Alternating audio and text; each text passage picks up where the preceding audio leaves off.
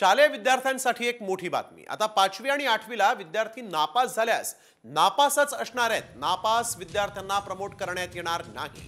केंद्रीय शिक्षण मंत्रालयाने याबाबतचा मोठा निर्णय घेतलाय। 5वी पुढील नापास धोरण जे आहे ते आता केंद्र सरकारने रद्द केलं। पूर्वी 5वी आणि 8वीला वार्षिक परीक्षेत नापास होणाऱ्या विद्यार्थ्यांना पास करून पुढच्या इयत्तेत प्रमोट केलं जात होतं। मात्र आता असं होणार नाही। नापास विद्यार्थ्यांना 2 महिन्यात पुन्हा परीक्षा देण्याची संधी मिळणार आहे।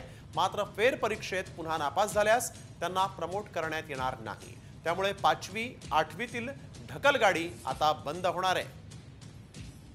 और 8वीं में हर प्रयास करने के पश्चात यदि डिटेंशन करने की आवश्यकता पड़े तो डिटेन किया जाए, लेकिन उसमें यह भी प्रावधान किया गया है कि 8वीं कक्षा तक किसी भी बच्चे को हमारे स्कूलों से निष्कासित नहीं किया जाए। तर 5वी 8वीला नापास तर आता नापासच होतील। नापास विद्यार्थ्यांना प्रमोट करण्यात येणार नाही। 5वी पुढील न नापास धोरण केंद्राकडून रद्द करण्यात आलेलं आहे। आता नापास विद्यार्थ्यांना पुढच्या इयत्तेत ढकललं जातं। आता नापास विद्यार्थ्यांना 2 महिन्यात पुन्हा परीक्षा द्यावी लागेल।